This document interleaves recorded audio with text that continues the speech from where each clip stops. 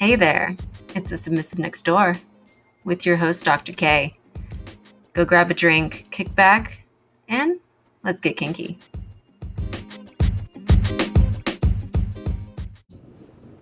Hello, everybody. Welcome to another episode of the Submissive Next Door podcast. I am your host, Dr. K, and it's been a while. Oh shit, it has been a while.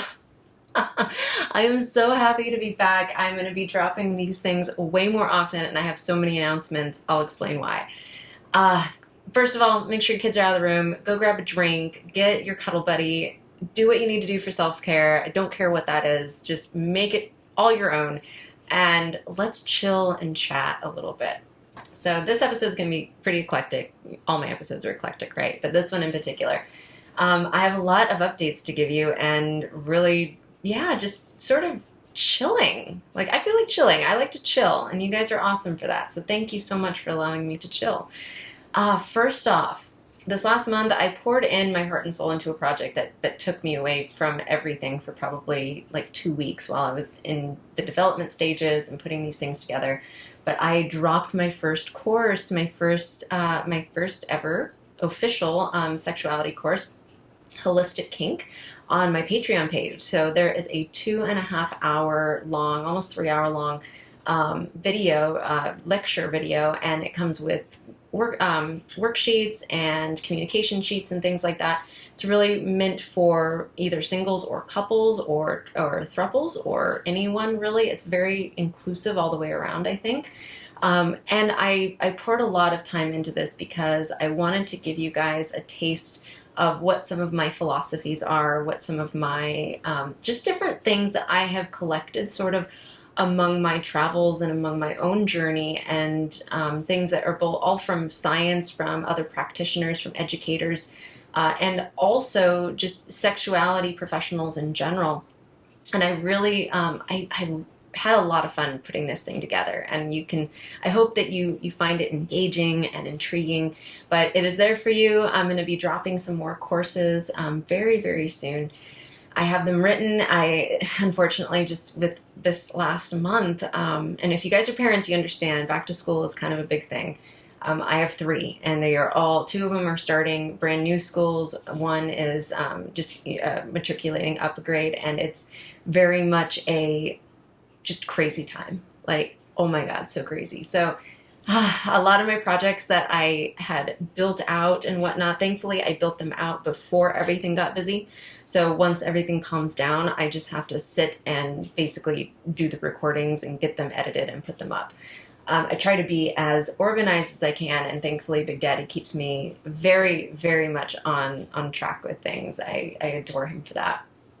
And we'll get into some of that as well too. So yeah, if you guys get a chance, if you guys are interested in any way, I have the courses up. It's available right now. Again, my goal right now is to drop at least one new workshop or course per month. So, and then plus all of my other little things that you get on there. There's stickers now available to my Patreon members. I'm trying to be more and more active on there. I haven't been as active just because of things in general. But I wanted to make sure that you guys all, my Patreons I have on there, I love you guys. You guys are such a big support. You guys help to support this podcast and keeping the podcast up and going. You're supporting my ability to sit and continue to create courses and do research on behalf of you guys. I'm very, very honored that you've taken the time out to just allowing me to be part of your existence. So thank you guys so much for that support. It's extremely appreciated. And the same thing for my fans on, my Forbidden website. It's, you guys make this stuff happen too. You guys are equally as important in all the ways. And oh my goodness, like, I absolutely would not be able to sit here and do what I do with the education side of things, with learning more about photography so I can create more and better art for you guys. Being able to do the fitness stuff and be able to give you guys even more education in the fitness realm. Like, there's so many things that you guys enabled me to be able to do for you and to give back even more so. Just know that all of your support in all the ways, from a comment to a membership to a subscription, you guys are fantastic. So had to throw that out there. And yeah, so check it out if you get a chance. Number two, yeah. So this is very much like we're gonna get real, like we're gonna get real, guys. Okay, super real. Y'all know I'm a mom. Y'all know that my kids are a very separate part of my existence from the rest of this that I do here. And I do that on purpose because obviously, like, it's no different if you were to work at, really stretching it here, guys. But, you work at NASA, chances are you're not going to come home and tell your 5-year-old all about, the newest rocket booster that you got to work on, right? Like it doesn't quite work that way. You're not going to get down into the weeds. As far as like what I do, my kids know that I enjoy art in all of its forms. They know that I educate. I do a lot to uplift people. I try to help people be the best versions of themselves that I can, and I do a lot of coaching with that. And that's all that they know. That's all they need to know about, what I do on this side of things. And anything above and beyond that, maybe one day when they're older and they really, they have questions, of course, I'm going to be upfront and honest with them, but that's for a time when they're ready to hear it, not for a time when they're kids and stuff. You pick and choose information. So the gist of all of this is that because that part of my life is a very large part, what you guys see is actually a very, very small, minute part of my life, and a minute part of my partner and I's life. So we have parent life, that is the majority of life. And then we have our DS life that is always there. That's always part of our relationship. That's what our relationship was founded on. But it is in no way, a overt, out in front kind of a persona that we play. That's not who we are. I don't walk around in leather. He doesn't walk around, with a flogger in one hand or anything. Like all of that stuff is very much kept behind closed doors and away from our vanilla life, as I'll call it. And not that there's anything wrong with vanilla life. Like everybody has a little vanilla here and there, right? I definitely have it because I have my kids. So being that as it may, I also have back to school that is coming up. And my kids, it's been 2 years almost now in the pandemic, and for us here in Los Angeles. And it's a little bit crazy to think like it's been that long since any of us have really had like actual interaction with humans. What the fuck is that? How do you not communicate when you don't have a screen in front of you? And it's a very scary world for somebody like me who already is highly anxious and has rejection sensitive dysphoria up the ass. I am dying here. And I'm trying to hold it together, right? Like I have to be strong. Thankfully, my Dom is fantastic with being able to kind of help keep me going. I know that he probably feels like he's just got a weight of the world on his shoulders because he's got 3 kids that are anxious as hell. He's got me that's anxious as hell, and it's like, but we do the best we can, we make it work. And I'm holding my stuff together, but I know as nervous as I am, I'm sure my kids are even more nervous. So there's a lot of that going around in the air. Plus, just this is the first time in 2 years we've had to do actual back to school shopping. You go to a store and yeah, you're still masked up for the most part. At least, I prefer, even though I'm vaccinated, I still prefer to be masked up because my kids are not vaccinated.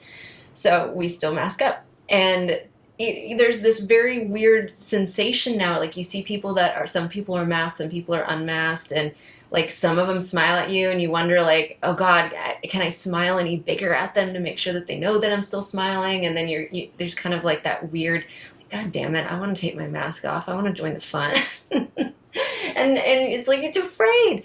It's a very scary, scary existence right now. But so we have one that's matriculating into middle school. So 2 years in the pandemic to end elementary school, right? And she's getting into middle school years and getting ready to go off into the wild blue yonder kind of thing. And there's a lot of, hormones and craziness and boys and just all the things. So there's conversations happening that I wasn't even, you never think about the conversations that you need to have until you need to have them.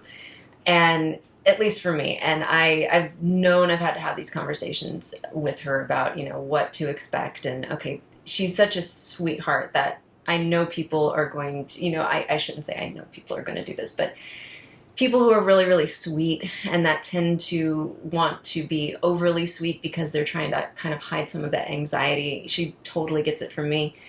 I don't ever want her to be taken advantage of. I don't want her to ever feel as though she's being taken advantage of. I want her to own herself, right? So there's those conversations happening. And, it's me as a mom trying to be like, okay, we're going to have fun. Everything's going to be fun. Everything's going to be great. And inside I'm just like, oh, I remember what it was like. And I was a scared kid. Like getting to a class every day at the same time, it was hell. It was so hard to get in, and then getting to 7 of them, 7 classes throughout the day is hard. I ended up going to homeschool. My mom my anxiety got so bad that my mom, for better or for worse, she put me into homeschooling. And I did fine on my own, but it was very much like, I wish she would have pushed me. I really do wish that she would have pushed me to be able to stand on my own and be more encouraged to, get through it. And that was not sort of the upbringing that I had. It was like, oh, you want to stay home? Of course, that's fine. My mom was great, but she didn't like being home by herself either. So it was like this sort of weird thing for me growing up. So my daughter's now going through this whole experience that is so vastly different than what mine was. So I'm kind of like riding along as the passenger, like, okay, what are we going into? What is this going to be like? And I don't know anyone else my age that has kids. I'm the oldest I'm the one that, out of all of my friends in high school and growing up, I'm the one that had kids first. So my daughter's the oldest out of the group of us. And it's like, they're looking to me going, what are you going to do? What are we in for? So there's a lot of that happening, and that's a fun experience right now and taking up a lot of time. And then my youngest is going into kindergarten. And then I have a middle one who's going into 3rd grade.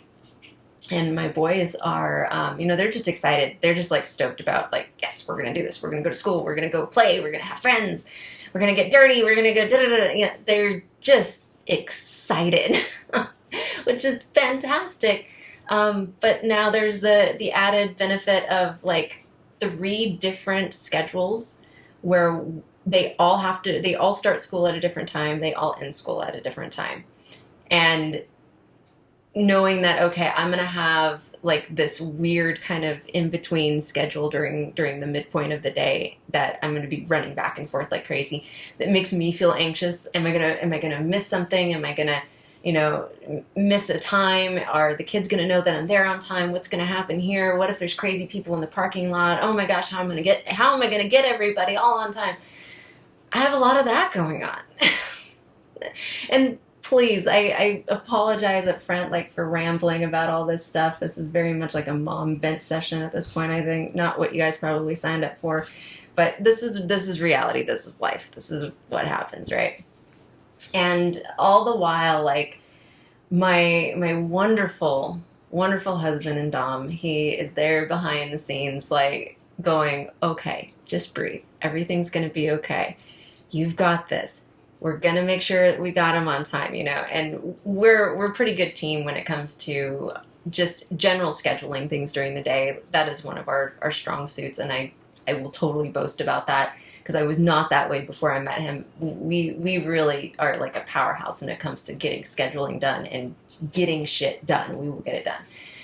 And the goal coming up is, since he runs a law firm, he has to be in the office at least 3 days a week to be able to run his teams and associates and things like that, and make sure that things get done, and really just probably be away from the house, to be honest, because when you're home, it's really hard sometimes, especially if you're used to working in an office, to separate yourself from what you need to do on the daily for your work and what you need to do on the daily for the house. Like, you get into this groove of thinking, oh, well, I have a couple of minutes before that call. I'm going to go and run and do laundry, instead of sitting there and reviewing notes because you know that there's laundry that needs to be done, right? It becomes this very strange balancing act that for some people it's super easy for me growing up because I was homeschooled, I think, and I spent so much time at home. That was my daily existence, was this balancing act of work and life all the time. And for me, it feels worse to be out of that element. Like going to an office, I went to an office every day when I was running the learning management department, distance learning department for a global corporation. And it was really hard for those couple of years that I did that. I'm very proud of the work I did. They are very proud of the work I did. And, I will fully admit that was the hardest part for me, was I was there thinking about what needed to be done at home versus when I'm at home and I see that things have been done, I can work harder. It's a very strange kind of mindset, but it's one that works really, really well for me. And I've had to just accept that this is what works the best for me. This is what makes me the most productive. And it may not be what is normal. It may not be what everybody around me, everyone else, honestly, I've been tremendously tortured for a long time about, this is just not normal. This is not how minds work. You need to fix this. You need to be able to work outside the home. You need to be able to focus outside the home. I've tried, I've gone to therapy, I've done it all, and it just was not, that wasn't who I was. And once I kind of accepted and found a great therapist who, said, listen, your mind just doesn't work that way, and that's fine. Like, it's okay that your mind is wired differently. You have spent the time to figure that out. Now let's figure out a way that does work. And this was, when my dom and I were in our very initial stages of deciding about marriage and, what we were going to do with our lives and things. We did have a therapist. We had a counselor that we worked with, and who was kink aware and was a tremendous help in building this foundation for us. And it was just phenomenal once we kind of said, okay, this is life. This is how we're going to do this. So having said all of that, it also is a lot of pressure. It is a ton of work to maintain a strict schedule. It is a ton of work to maintain a form of life that everything is being met all the time on 5 different schedules. That is insane to me. Plus, you're throwing in even more schedules when you tie in that there's management positions, at play, right? Like, my dom has his firm and he's got associates. So that's an entirely separate scheduling system that he now has to, at least, he's not building it, but he has to oversee it. He has to supervise it. He has to make sure he knows where his people are at all times, what cases they're working on, what help do they need. And he's very much a servant style leader. If there's something that needs to be done and they are struggling with it, like, he's in it with them. He's there, like, trying to help them and teach them. He's a mentor in a lot of ways. And when he comes back, when he comes home, this is a whole separate life that he now is helping and primarily helping to manage and do most of the management with. Here he is building out a lot of the schedules, and I'm working with him to design these different ways of, okay, how are we going to get, the logistics of just life in general. Anyway, so that's a lot of the crazy that goes on behind the scenes that a lot of people, like in social media land, they don't see that part. They don't see that I'm setting up time during the day to do my photo shoots, to do my blog writing, to do my other projects. I teach as well. I'm teaching a creative writing class and a world lit class. And it's very, there's a lot of stuff that goes into that. I have to design lectures. I have to design PowerPoints. I have to record those. I have to then make sure that the discussion boards are answered. And I always take the time to answer every one of my 150 students. I'm making sure that they are taken care of, that they have tech support if they need it. I'm calling them if I haven't seen them post in the discussion boards lately. I'm grading papers. Every other week I have another group of 150 papers or more sometimes if people are submitting late work. And that's a lot. I have to review their quizzes and make sure I know, okay, where are they failing in their quiz? That's a lecture I need to make. I need to make sure I have a lesson plan for that. And that's every, the school that I work for is a continuous rotation. So it's every 10 weeks I have a new chunk of classes that I get. And this last month, last term, I took on a additional learning management project and built out an entire program. It was a competency-based education. That's what my dissertation was in, was competency-based education.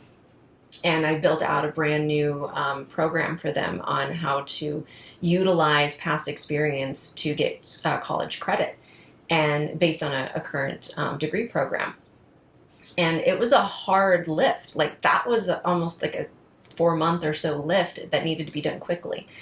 And I had done those types of projects before in the past. I knew, I knew how to get it done. I knew the project management side of things real well. So they gave me a team, and we, busted it out, and it was great. So that is now off my plate, thankfully, and all done. But I still have, my regular classes that I'm teaching right along with that. And then, now you know why I haven't done a podcast in a little while. Anyway, that has been the life, and that is the reason for the trip. I just posted a lot on my Instagram about the trip that we just got back from. We went to Napa. The kids went for summer vacation to spend it with their dad up in NorCal. And Big Daddy and I decided to okay, we're going to go to Napa. And we met in August a few years back, several years back now. And we always celebrate, we try to always celebrate in August our day we met anniversary. We have our wedding anniversary in November now, and we have the August anniversary from when we met. And we were like, okay, this is the one opportunity. Like, the kids are going to be in school. Time is going to get crazy. It's still difficult to find things to do around LA right now that you feel totally safe doing, just because of the whole COVID thing. So we needed just to take the opportunity and seize it, and we did. We absolutely seized the opportunity by the balls, and we took advantage of it. We said, okay, kids, have fun. We're off. Dropped the dog off with my bestie, who, thank God for her. Oh, I'm so grateful, because we would not have been able to have the trip if we had to take the dog. And we took off to Napa. So we stayed at the Marriott spa that was down there in Napa. Had a blast the second that we checked in. It was phenomenal. They had a fitness center. They gave us a free bottle of wine. Like, oh my God, who does that, right? A room upgrade. They had a beautiful swimming pool. Just living the life, right? Totally, totally beautiful. And the best part is, we didn't pay for any of it. we used credit card points. So number one travel tip for those of you who enjoy traveling, or you want to travel with your sub or your dom or partners, whatever. Credit card points, they do pay off. They absolutely pay off. Use them. So we do the Bonvoy thing, and we did the credit card points, got the hotel, checked in late one night, I think, Friday. Did we show up? Yeah, we showed up on Friday. Showed up on Friday, stayed, got up the next morning, and immediately took off. Had a lovely breakfast at Model Bakery in downtown Napa near the Oxbow Public Market. And the Oxbow Public Market, I was so shocked. You walk inside, and there is just stalls upon stalls. You can do wine tasting. She can go off to do wine tasting, or he can, whichever one of you, whoever wants to do wine tasting, go one side. Whoever wants to do whiskey tasting goes on the other, and then you switch off. And then in between, you go grab some cheese, you can go grab some prosciutto, you go grab a little bit of some trinkets and whatnot. I could see very easily in this one space of this little public market, and you just get shit-faced and buy everything in the store. You're going to come home, why do I have all this shit? Where did this come from? What happened? But it was incredible. So we didn't do anything there like that, of course. But we did end up, getting some little goodies. Took a little jaunt and walk around. Found this great little place to do a little wine tasting called Jam Cellars. And I did a little story on this on my Instagram. And Jam Cellars, if you've never heard of it, I highly recommend you check it out. Go on their website, J-A-M. I can't spell today. J-A-M. Jam Cellars. And a lot of famous musicians apparently have come through, and they play. They do a couple of sets and things like that. And you see on the walls, there's all of these, autographs and things, and Rolling Stone magazine covers, and pictures of different musicians that you see them sitting in that booth. And you look around the room, and I noticed there's so many little computers that are set up, and it felt very normal and cool that the space was just filled with all of this amazing talent, and we're sitting there and just, chilling and having a glass of wine and just admiring the beauty, and people are walking and meandering. It just felt so normal, guys. It felt so fucking normal and so good and slow paced and relaxing. It was $25 for the wine tasting, and I definitely got pretty buzzed, tipsy, pretty damn tipsy, pretty quick. So we immediately needed to eat and decided to take a little walk, found another little place, got some amazing sushi, still in downtown Napa, and then we went back to the hotel and promptly decided to just chill and have some food and a nap. So that's what we did. We decided to nap. And here's the thing, guys. Like, I'm telling you this very vanilla story, right? We're doing our thing, but it's in these spaces, it's in these experiences where my Dom and I, where Big Daddy and I, get to practice our DS lifestyle. And on the outside, yes, we're having a great time. It's a very vanilla looking date kind of thing. But what most people on the outside don't see, a lot of them don't even notice the collar, obviously. It looks like a really nice heavy duty piece of jewelry. And anybody that knows what DS is will see the rolled steel, and they know what we are. Like, I am very, very proud of that fact, that it's hidden in plain sight, if that makes sense. But anyway, so when we go out and we do these things, I practice a lot of my posturing. I walk one step behind Big Daddy to the left, and that's actually for a really important reason. I'm partially blind in one eye. So it acts as a way for him to keep an eye out for things. He keeps me safe. I feel more comfortable. I'm able to relax a lot more. But at the very same time, it's also showing my respect for him being the dominant in the relationship. And that's one way that I honor that. It's to the point now where I just fall back, and that's my default. That's very much just where I feel the most comfortable, where my body just naturally goes. So it works out very well. I also have I have a hard time sitting up straight for long periods of time. It's like a spine thing, but I need to do it more and more so that I can strengthen my posture. And I love posturing. Here's one of my biggest turn-ons, and I don't know why. I'm sure that there's an actual philia out there for this, but one of my biggest turn-ons is precision. Like, military precision is such a sexy aspect, I think. I don't know why it is, but it is. Like, if you've ever seen someone just have perfect stance, and their muscles are engaged, and they're standing at perfect attention.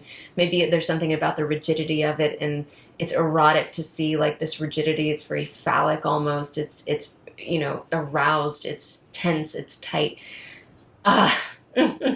So for me, one of my aspects that I love to practice in my submission, in my 24/7 lifestyle, is that sort of precision stance. I can't do that just around the house, just because, let's face it, we're around the house, we're going to relax, we're going to tend to be just kind of by default that way. And yes, it would certainly stick out like a sore thumb if I were to practice that sort of rigidity around, family and things.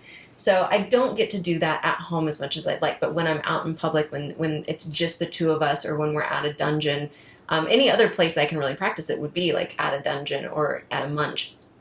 But when we go out and it's just the two of us like that, that's something that I can do in 24/7 life that no one's going to know about.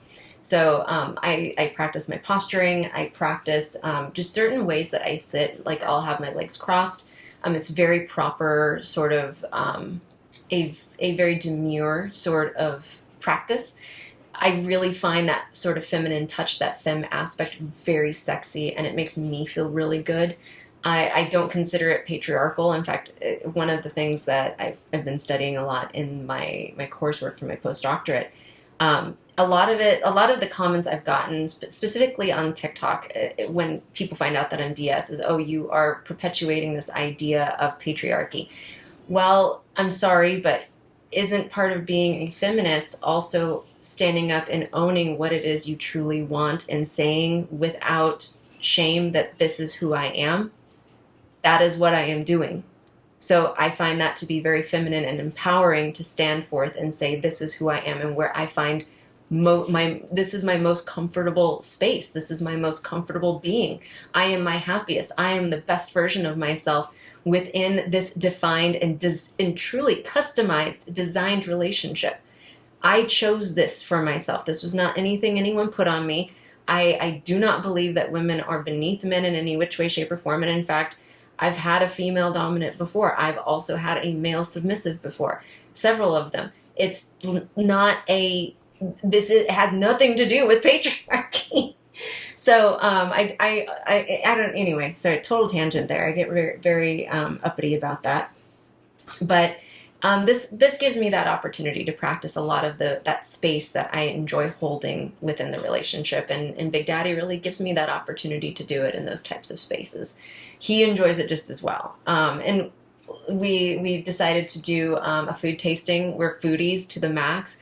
Food is something, in my opinion, and this is truly just my opinion, I find a lot of pleasure in food for a very specific reason. For me, it goes all the way back to my past, to growing up, and my background, my heritage. I'm Dutch and I'm Hispanic, with a little German in there and a little Cherokee, but for the most part, I'm primarily Dutch and Hispanic.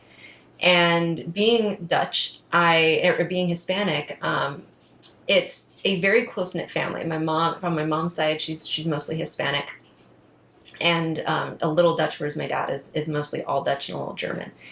And it's very interesting. Like food, you congregate around food. You have experiences around food. You cook together with a family. You laugh and you smile, and it's positive, and you get to see this wonderful creation that you poured your heart and soul in become enjoyed by all those around you. Like, cooking is such a beautiful thing to me. It's very intimate in many different ways. It can be intimate in terms of just sharing a very close experience, and this dish that you have given your existence and your essence into, and you're sharing that with others. That's a very intimate experience. And doing that together, where you get to go out and experience food created with that much passion by someone else, and getting to experience that with a partner, is, if you can get down to that level on it, on like a spiritual level, like a soulful level, that this shared thing is something that's giving your bodies nourishment. You're enjoying it together. You're nourishing together. Oh, it is a magical, erotic moment to share. And we chose to go to Le Toc. And if you haven't heard of Le Toc, I highly recommend checking it out. We were so pleasantly surprised. I was stoked. I got to wear a date night outfit. I don't get to go on dates very often where I get to wear a date night outfit anymore, unless it's like just in my bedroom and I'm taking pictures, right? Either for the Forbidden side, or for IG, or for a modeling project. This was like the first time in so long that I got to wear a legit sexy date outfit, and I loved it. So you can go on my IG, you can check out the pictures there too. But we went out to Le Toc, and we're total foodies, right? Total LA foodies. I'd never heard of this whole Michelin star thing prior to this, just throwing that out there. I'm a country girl. I was literally raised in the country, out on a farm, a very special herbal kind of farm, but a farm. And I grew up running around in orchards. I had never heard of a Michelin star restaurant in my life.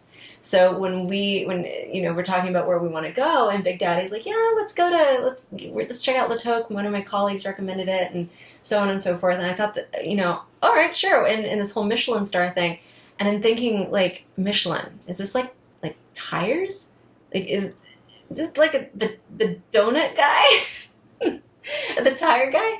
And he's like, yes, it's the same Michelin. And I'm like, why are we going to a fancy restaurant and gonna do this? And it's like being recommended by a mechanic, It didn't make any sense in my mind.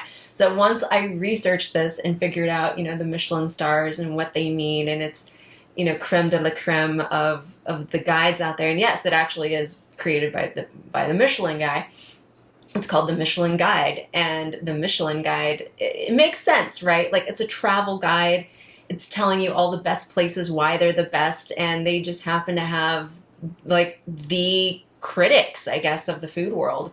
that write for them. And so there's a thing out there in the world, and it's all about collecting Michelin stars. So, you try to collect as many of these Michelin stars as you can. In other words, the goal is to have a food experience at each of these Michelin star restaurants if you can. And there's not very many of them in the world. Like here in LA, there's only 8 of them, and we're a population of 4 billion? Like there's a ton. In San Francisco, I think there's like 20 something. It's insane. And then you have some that are 3 Michelin star restaurants, and there are 2, some that are 1. Obviously, the more stars that you have, the more expensive the food is probably going to be, and it's one of those like luxury experiences. And this was our first one ever that we're aware of anyways. And so we opted to go to Le Toc. And Le Toc had I had not been aware of the whole black truffle experience, neither had Daddy. And so we show up and it's like, oh yeah, there's this black truffle experience. And I had not been a black truffle enthusiast prior to this. Big Daddy definitely was. He has enjoyed it a long time, and so he was stoked about this. And I don't eat meat, I don't do a lot of meat anymore. I still enjoy a steak bite every now and again, but I just don't like the way it makes my body feel. It has nothing to do with nothing against vegans or vegetarians that, don't want to eat an animal and all of that. Absolutely, more power to you. I was raised, like I said, out in the country. We ate a lot of steak. So I don't have personally a problem with eating steak, but I know that it doesn't make my body feel real good anymore. And I've noticed just since I've become a pescatarian, I like the way I look. I like the way I feel. It works for me and my body. So that's what I stick to, is primarily pescatarian, which is just vegetarian. And I eat, fish and shellfish and things with it. I just don't eat chicken and beef or pig. And so this whole experience, they had a vegetarian experience as well, so I opted for that one. And between the two of us, we ate everything that the restaurant had to offer. I shit you not. Every fucking dish that restaurant had to offer, we ate. And it was once in a lifetime. This was truly a once a year experience for us. I was the only one that did the wine taste pairing along with it, so I enjoyed it quite a bit. The wine was incredible. I couldn't tell you the names of them to save my life, but they were fantastic. Big Daddy just had his one glass. And yeah, it was great. And we were able to go back to the hotel room, and it was and this whole experience at the restaurant, by the way, we showed up at 8:30 and we didn't walk out of there till almost midnight.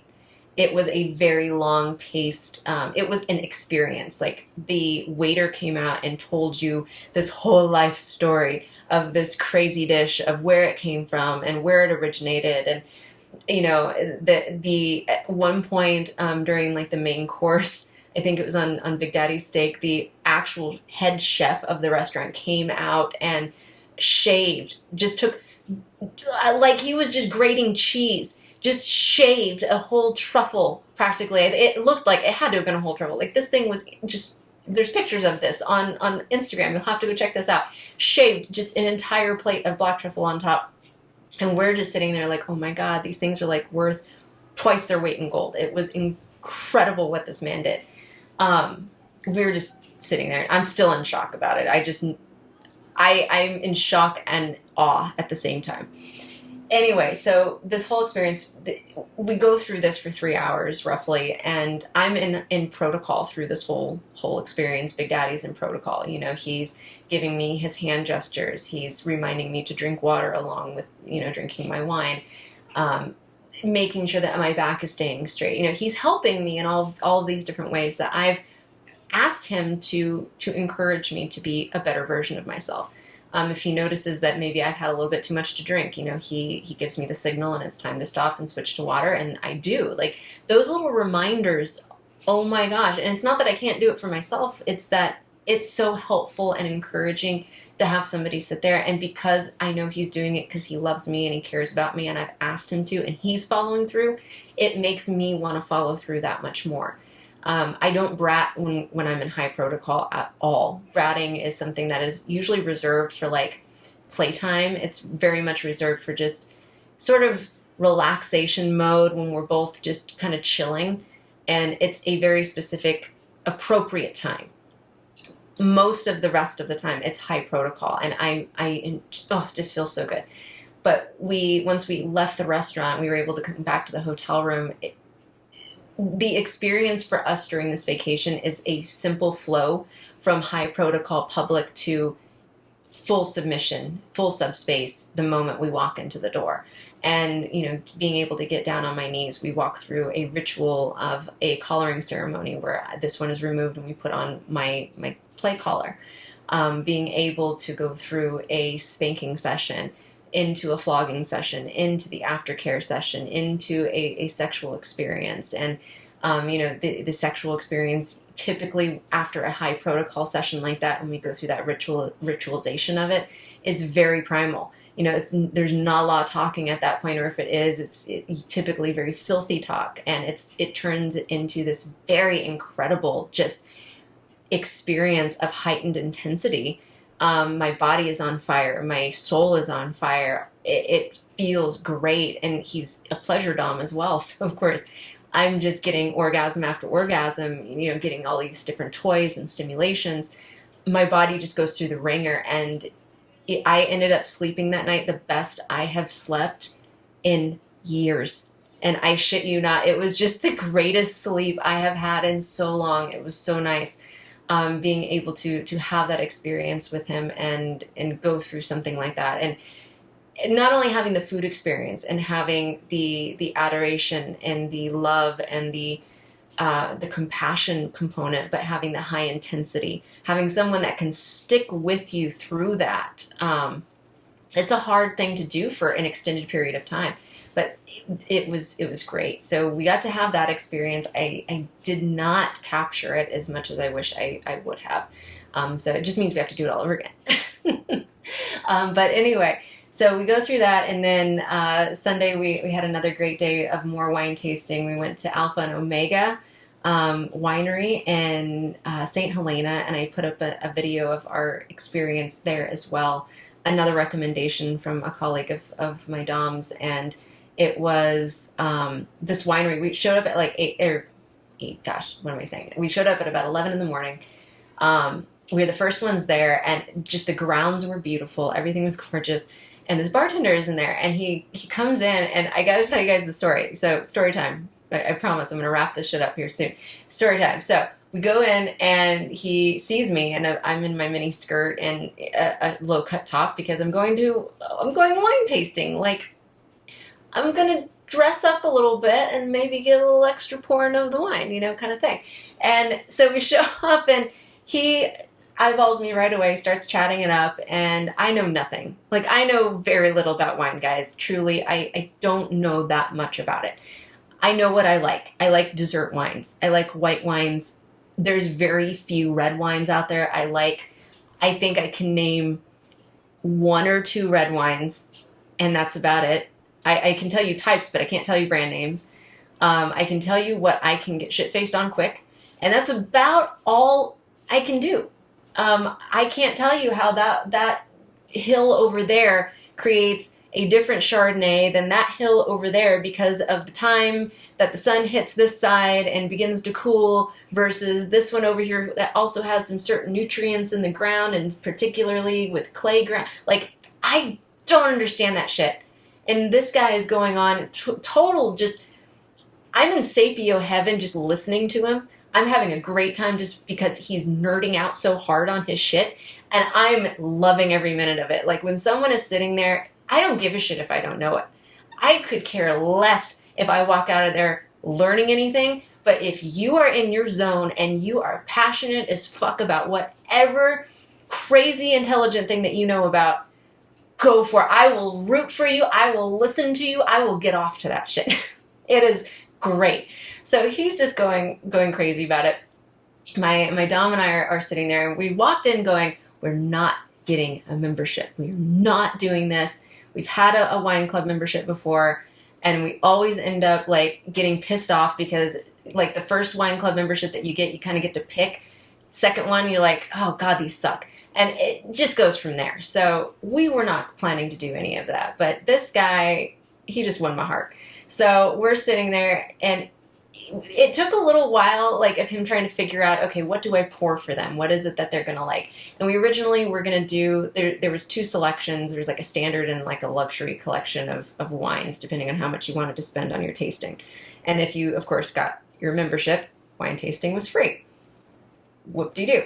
Still expensive and too much money. But anyway, we're sitting there, and this guy is, he pours me this glass of Chardonnay, and it was actually really good. I don't like Chardonnay that much, and this guy absolutely, like, he nailed it on the money for this one.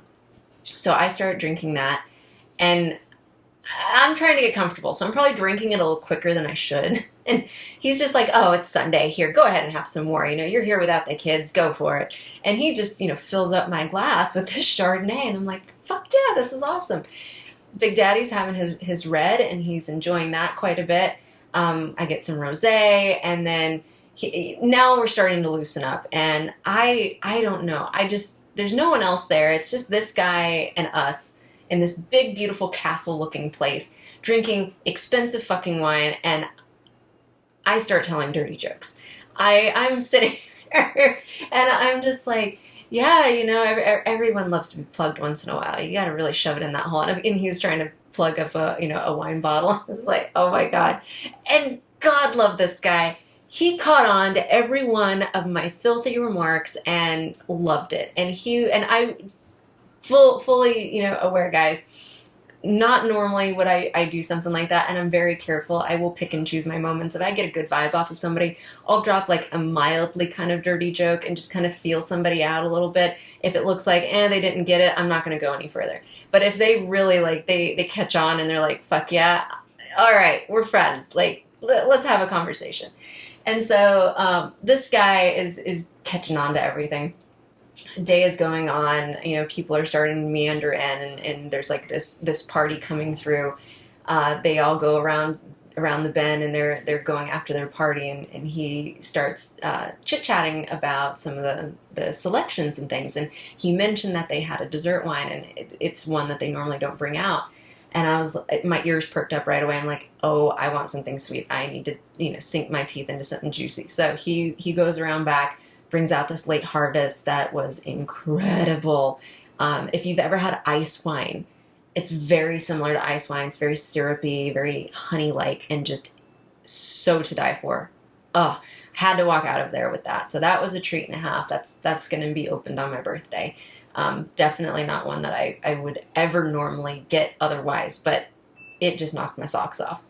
And then finally this last one, since he noticed I really liked the whites and the Chardonnay, this guy is good. This guy is a good salesman. He comes out with this $150 bottle of Chardonnay, and he's like, I know that, you know, you mentioned you weren't into Chardonnay, but you like these other ones. I just want you to try this. And I'm like, dude, don't give me something that I'm not going to be able to walk out of here without. Like, especially something that expensive. Do not fucking pour that. The bastard poured it. So I had to drink it.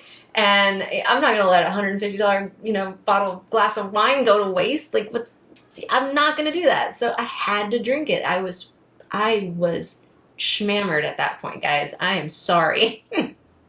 I let myself down and I drank it, and I bought a bottle. So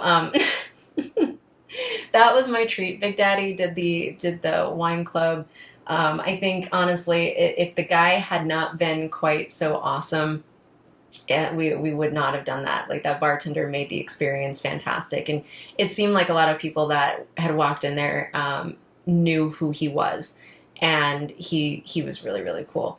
And he mentioned something as we were walking out. I can barely remember it at this point, but he said something about something needed to be pounded in. And I was like, yep, that's what we're doing. We're going to go take it to Pound Town. And he looked at me. He's like, that's right. You take it to Pound Town. So I have to admit, guys, like, I love personality. You got a winning personality. You can keep up with a good joke, make me laugh. Like, that's it. So we had a great time. Finished up there, went a couple of hours later to another wine tasting after getting a really good lunch with some amazing Italian food. And that one was the Oren Swift wine tasting. We actually got lost. We ended up in one place, and apparently, due to COVID, the wine tasting place that we showed up to was closed. So we had to call them up and figure, oh my God, we're like a whole town away, so we'll be there in a minute. So we get over there, and everything is timed, right, because of the regulations. So we were a little bit late, but they still let us in. And the problem was, after we'd already had Alpha Omega for wine, that whole experience, everything else after that just felt like shit. Like, I'm sure Oren Swift is great, and we should have started with Oren Swift instead, because going from what we did, which was like incredible, to this, it was a little bit of a letdown, to be totally honest. But great wine nonetheless. No hard feelings whatsoever. It was still fantastic. So. I posted that whole wine tasting. I did a live wine tasting on that, and posted that on my Instagram as well. So if you guys want to check it out, you get to see me, do a little bit of wine tasting. If you guys enjoy seeing me do wine tasting, we have a lot of wine, right? Like, I would love to do. In fact, maybe I'm putting it out there. What do you guys think of that? I could either do it live on YouTube. Or maybe not live, but I could record it and put it up on YouTube, or just do a live on IG. Maybe I'll do that, like an IG live wine tasting, and try some funky stuff. Like, why not, right? So anyway, we go through this whole process and get done, go back to the hotel. Ended up having a really just chill dinner, having just a little bit of cheese and some fruits and things like that, which that's my usual thing anyways. That's what I enjoy the most. I love salmon. I love all that kind of good stuff. So we ate a little bit of that.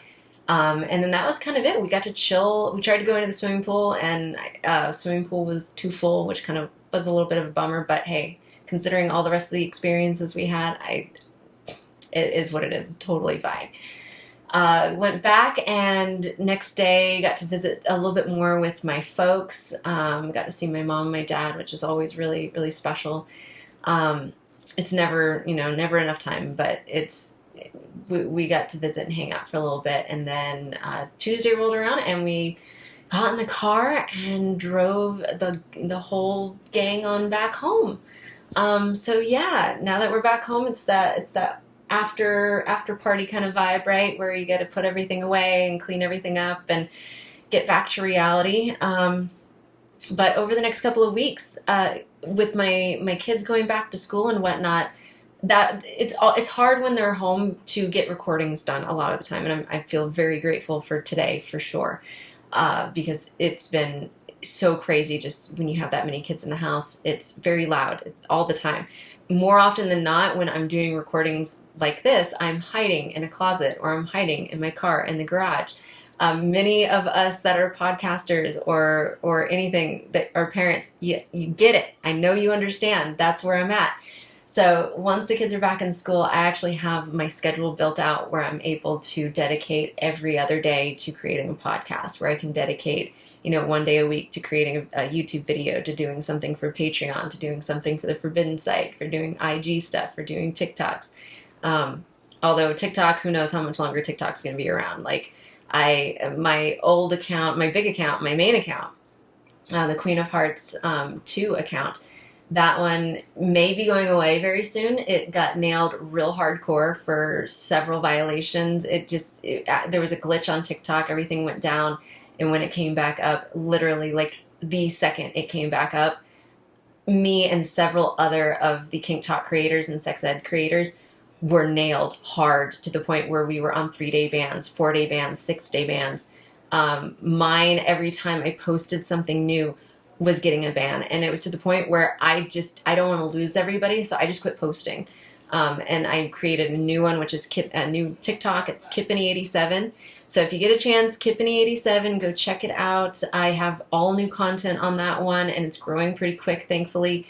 I'm still missing a lot of my folks out there. So if you guys can, give it a like, give it a love, drop a comment, save a video, copy a link, whatever you can do. It all helps to build that algorithm out again, and I can start building that TikTok account again. Although with the whole, who knows if I'm even going to keep that one. I'll be honest, guys. It's such a love-hate relationship, I think, for most of us creators on there.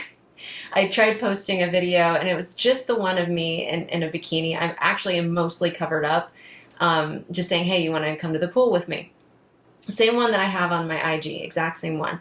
And it didn't even make it through review. It said it got nailed for sexual content and nudity. And there's none of which. It's like, wow, inviting someone to go to the pool while I'm wearing a bikini apparently is now, I'm not allowed to do that, but a 16-year-old can. Doesn't make any sense to me. Wearing even a smaller thong bikini, right? So I'm kind of pissed about it. I'm sure it'll get through and be able to get appealed. So I'm just waiting on the appeal process again. But I play primarily on IG and whatnot, and that's where I live, and that's where I'm happiest. And Big Daddy is on there now as well. He's posting all kinds of stuff. He has been so awesome and supportive. He's having an awesome time just being able to give his perspective of the DS dynamic, and really let you guys sort of see where he comes from and what his insights are and why he chooses to do what he does and why we've built what we've built together. It's a really cool thing that he's getting in on it. So if you get a chance, Collared Queen Photography, that's his IG. You can go check it out. I post and share his stuff a lot. So please give him some love as well. The next time that you guys hear from me, the next podcast here that will be dropped is one that's actually about fitness. You see me doing a lot of my fitness stuff. I want to tell you guys more about it and sort of what it's all about and what I've been doing, how Big Daddy helps me stay within my fitness routines and things like that. And hopefully it gives you guys some inspiration and whatnot to create your own fitness routine, or maybe make just small habit changes just to be the best version of yourself, right? And then finally, I also want to talk to you guys about something kind of weird and out there, but it's really, really cool. It has to do with Steven Universe. Steven, if you don't know what Steven Universe is, chances are you probably don't watch a lot of Cartoon Network. I watch a lot of Cartoon Network, both during the day just because of my kids, but also I watch the Adult Swim a lot, and that's my jam. So there's a show on there called Steven Universe, and I've seen this show from inception all the way through this new version of Steven all grown up. And they talk a lot about, it's very inclusive. It's a highly inclusive show. I've been really impressed with the newest episodes, and I really wanted to talk about it because I see a lot of polydynamic being referenced in it, and I don't know if I'm the only one. I feel like maybe I am, and I just want to throw it out there and get, this is what I'm seeing. You guys tell me what you see, kind of thing. But it makes me so happy, and it lights me up. So that is one of my favorite shows right now. I know I'm a total dork. I'm a total nerd. Anyway, so those are what's coming up. Thank you for hanging with me. Thank you guys so much for being there. Thank you for showing me all the love and all the support and whatnot while I've lived my crazy life, and just for allowing me to share my existence with you guys. I can't tell you how much your comments mean to me. I read them every day. I read every single comment. When I hear you guys say that I've helped you in some way, that you've learned something new, that you've tried something new, that you felt a little happier today because of something that you saw or read, that you have no idea how much joy that gives me, and that's why I work so hard to do what I do. I enjoy so much of just spreading a little happiness, because the world needs more of that, right?